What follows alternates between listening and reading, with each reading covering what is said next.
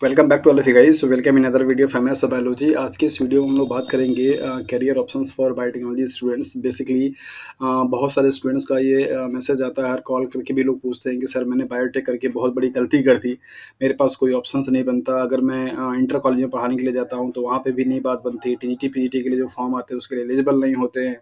Degree college में पढ़ाने जाते हैं तो वहाँ पे जूलॉजी बॉटनी की फैकल्टी होती है, वहाँ पे भी हमको कंसिडर नहीं किया जाता। सो बेसिकली ये एक बहुत बड़ा पैनिक कंडीशन बन जाता है कि एक्चुअली में बायोटेक्नोलॉजी वाले स्टूडेंट कहाँ जाएँ और क्या करें, राइट? सो कहते हैं ना कि who will understand the pain of the biotechnologist. कौन समझेगा इस पेन को कि इतनी उम्मीद से इतना पैसा खर्च करके माँ बाप ने ये कोर्स कराया और उसके बाद दर बदर भटकना होता है कि कहाँ जाएँ, आपको कहीं जगह नहीं मिलती है। अगर आप टीचिंग के लिए जाते हैं, टीजीटी पीजीटी के लिए, तो बायोटेक्नोलॉजी कंसिडर नहीं किया जाता।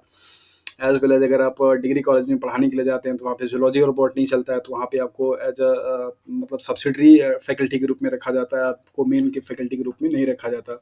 और कई-कई कॉलेजेस वाले तो स्ट्रिक्टली मना भी कर देते हैं कि हाँ, आप जो है बायोटेक्नोलॉजी की फैकल्टी हैं, तो यहाँ बायोटेक्नोलॉजी की रिक्वायरमेंट नहीं है। तो बेसिकली आज की इस वीडियो में हम लोग बात करेंगे कि कहाँ-कहाँ अपॉर्च्युनिटी है। ऐसा नहीं है कि बायोटेक्नोलॉजी आपने करके बहुत बड़ी गलती कर दी और आपके पास कोई करियर अपॉर्च्युनिटी नहीं है। बहुत सारी अपॉर्च्युनिटीज़ है और एटलीस्ट ये भी तो मैं आपको बोल सकता हूँ कि मैंने खुद अपनी एमएससी और पीएचडी बायोटेक्स में की हुई है। तो बायोटेक्नोलॉजी के स्टूडेंट्स का काफ़ी रहता है कंसिडर कि हाँ, उनके लिए क्या किया जा सके। और आप अगर करना चाहेंगे तो बहुत जगह अपॉर्च्युनिटी है करने के लिए। तो देखते हैं कि कहाँ-कहाँ पे आप काम कर सकते हैं बेसिकली।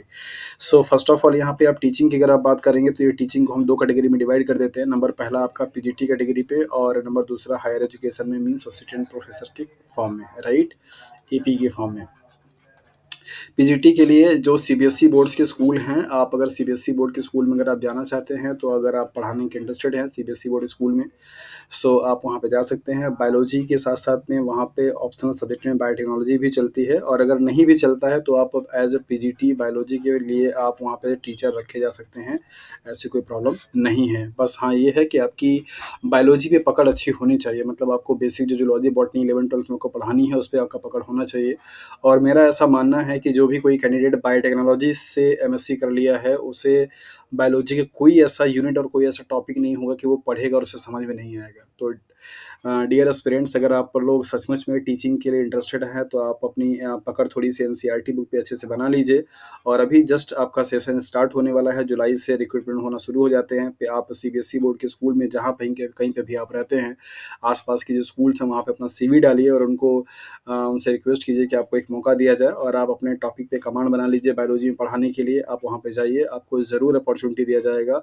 सीबीएसई बोर्ड के स्कूल्स में कहीं पे भी मतलब ये लोग इस चीज़ के रिलेटेड नहीं होते कि आपकी एमएससी बायोलॉजी में होनी चाहिए। बीटेक करने वाले बच्चे वहाँ पे मैथ पढ़ाते हैं और एमएससी करने वाले बच्चे जो भी होते हैं, मतलब जो टीचर्स होते हैं, वो अलग-अलग सब्जेक्ट पढ़ाते हैं। तो ऐसा कुछ रिजिडिटी नहीं है, बस आपकी पकड़ अच्छी होनी चाहिए।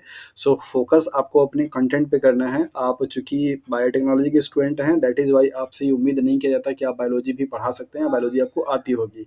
सो इस मिथ को आपको ब्रेक करना है और मैंने ये किया है। मैं 7 साल सीबीएसई बोर्ड के स्कूल में टीचिंग किया हूँ as a faculty of chemistry and biology. So इस चीज़ के लिए मैं खुद एक एग्ज़ाम्पल हूँ कि आपको कहीं पे कोई रोकेगा नहीं, आपको अपॉर्च्युनिटी मिलेगी, आप पढ़ा सकते हैं, बाकायदा बस सिर्फ़ आपकी पकड़ उस पे अच्छी होनी चाहिए।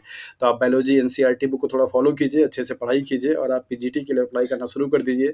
अपना एक अच्छा-सा सीवी बना लीजिए टीचिंग के लिए और अभी जुलाई से सीबीएसई बोर्ड के स्कूल सारे ओपन हो जाएँगे, तो आप जाकर के अपने नियर बाय के स्कूल में वहाँ पे सबमिट कीजिए और अपना डेमो क्लास दीजिए, अपनी एक टॉपिक को चूज़ करिए जिस पे आप अच्छे से बना पाते हैं।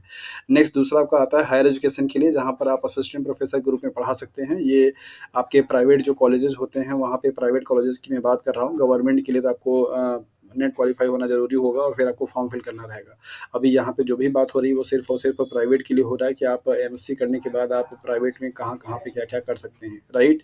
सो यहाँ पे जो प्राइवेट कॉलेजेस होते हैं उनमें दो कैटेगरी का होता है। एक तो आपको ऐसे रेगुलर बेसिस पे रखते हैं टीचिंग के लिए, जिसके लिए आपको सैलरी प्रॉपर दी जाती है और एक आपको ऐसे डे वाइज़ बेसिस पे रखते हैं कि जब तक आपका कॉलेज का टेन्योर चलेगा तब तक आपको रखा जाएगा, बाकी कॉलेज खत्म तो फिर आपकी ड्यूटी भी खत्म कर देते हैं। सो हायर एजुकेशन में जाने के लिए थोड़ा-सा ये है कि अगर आपके पास एमएससी के साथ-साथ में अगर आपके पास नेट का सर्टिफ़िकेट है तो ज़्यादा ज़्यादा आपकी अच्छी क्वालिटी रहेगी, क्योंकि उस चीज़ के लिए आप कंसिडर किए जाएँगे। अगर आपके पास नेट नहीं है तो थोड़ा-सा आपको अपनी डिमांड के अकॉर्डिंग सैलरी नहीं मिलेगी। तो कोशिश आप ये कीजिए कि आप नेट क्वालीफ़ाई कीजिए, और अगर आपने नेट किया हुआ है तो आप अपना गवर्नमेंट के लिए भी तैयारी कर सकते हैं, साथ-साथ में आप प्राइवेट में पढ़ा भी सकते हैं। नेट अगर रहेगा तो फ़ायदा क्या हो जाएगा कि आप प्राइवेट कॉलेज में भी रेगुलर बेसिस पे जॉइनिंग होती है, पूरे 1 ईयर मतलब पूरे साल भर का आपको सैलरी मिलता है, उसमें कोई छुट्टी और कोई ऐसे काउंट नहीं किया जाता है। आपकी अगर छुट्टी है तो भी आपकी सैलरी बनती रहती है। सो जिसे परमानेंट टीचर के नाम से जाना जाता है, 5 ईयर के लिए कॉन्ट्रैक्ट साइन किया जाता है, 5 ईयर के लिए आपकी अपॉइंटमेंट होती है किसी भी प्राइवेट कॉलेजेस में रेगुलर बेसिस पे, तो उसके लिए आपको एमएससी प्लस नेट की ज़रूरत होती है, राइट? तो आप टीचिंग के लिए दोनों जगह पे देख सकते हैं, और आपको अच्छा चांस मिलेगा।